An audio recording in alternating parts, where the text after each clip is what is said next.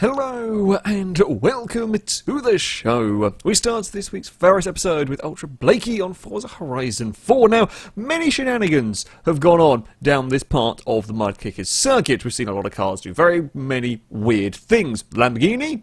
That's fine. No real problems. However, leaving the area just decides it wants to be on its roof. I don't have a single clue what causes. Actually slowed it down to try and figure out. If you watch, the front right of the car hits something first. It kind of lifts up a little bit. I don't know if it's like a rock or something, or as I say, a rock, it's not visible. Something in the terrain just goes underneath the side of the car as it's unsettled, and the Lamborghini decides it wants to be upside down. So, you know, fair enough. Danger Man up next on a GTA 5 makes a little mistake driving through the hills, clips a wall, and probably should have reversed out rather than trying to go forwards and turn around. However, well, mistakes have been made and the car is now quite stuck. A little bit of jiggling around, the car moved, not really where you wanted it to, as it falls backwards into a building, into, well, actually a hot tub. Into someone's back garden. And it's not done just yet though. Oh no, because the rear wheels are technically still touching something, so now the Volvo can do kind of hot tub donuts. I'm not quite sure how it's managing it, but it can do hot tub donuts if required. All from a little mistake and clipping a wall. That guy on GTA 5 racing the Roly Rumpos around, well, customer circuit. This was actually during a stream. This was a stream map. Everything going, I mean, about as chaotically as you would expect. One car comes out of ghost mode at almost an inconvenient time. However, the next car comes, it's not really even out of ghost mode, but it freaks out the car we're following. GTA Physics have had enough and decided this poor red Rumpo must go off the circuit in as spectacular a way as possible. That's not really what you want. It's not really what you want.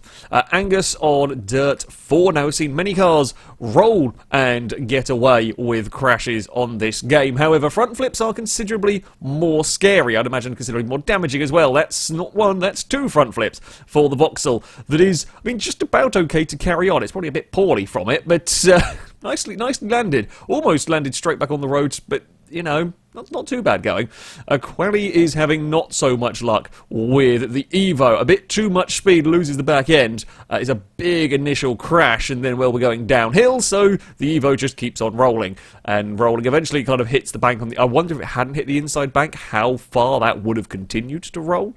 It's not just on dirt games, though, that we have shenanigans and amazing landings. Uneasy Rider on Need for Speed Most Wanted clips a curb with the Mustang that sends the Mustang into a kind of half roll, half front flip. Either way, lands perfectly well to continue onwards, which is quite impressive. The same can't be said for Heavy Metal here on Ride 3, racing in rather nasty conditions at a very, very fast circuit. And, well, things go a little bit wrong in this sort of situation. They're probably going to be quite bad. So we get on the brakes for this next corner. It's just a tiny bit too much speed. Clips the curb on the outside, and that's a very nasty crash. Now, unfortunately, Ride replays, although you can kind of get reset very quickly on Ride.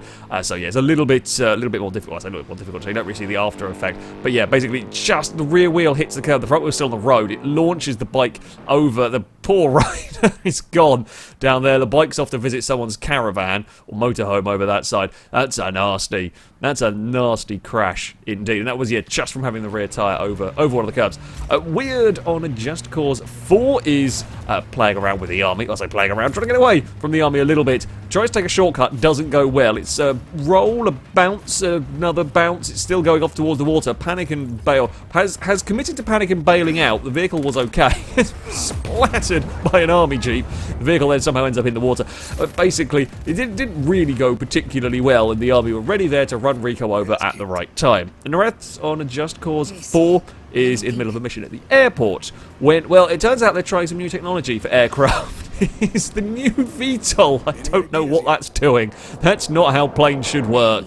That's absolutely not how planes should work. That would be a terrifying thing to be on board with.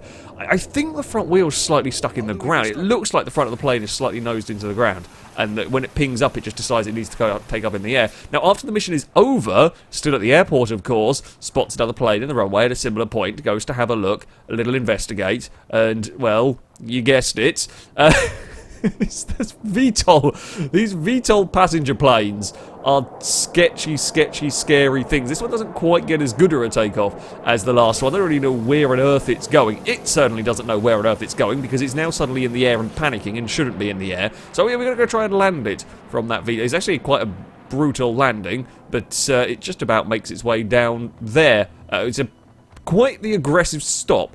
I would not want to be on that aircraft. I do not want to be on that aircraft, most definitely. And Matthias on Wreckfest, heading up towards the final corner. One of the circuits a little bit too aggressive on the curbs. That's an absolutely massive two-wheeled moment. Gets away with it, only loses one place from all of that. I have no idea how this car did not fall over. I'm going to be honest, sure, when you're on the tarmac, it's up on its side. Okay, I expected it. As soon as we're going sideways on the grass, that to dig in and fall over. I guess it's got the momentum, it's kind of coming back down as it starts sliding across the grass. Yeah, it's very, very lucky.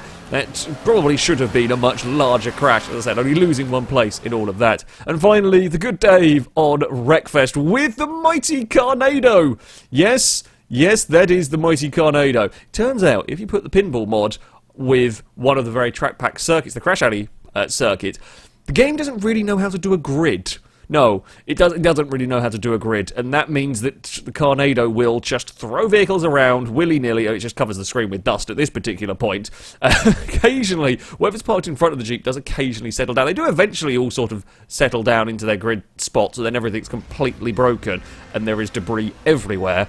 Carnado is dangerous, but once they get started, it's kind of just normal silly pinball physics, not the weird... I don't understand, particularly. I don't think anybody does, but that is the fun of weird physics. That, though, is going to be it for this episode. As ever, if you have clips you'd like to submit, you can via our forums. There'll be a link in the description. At the very top of the page is the FailRace clip submission section, and in there you can find all of the rules and how to submit them. However, that is going to be it from me. Thank you all very much for watching, and until next time, a goodbye.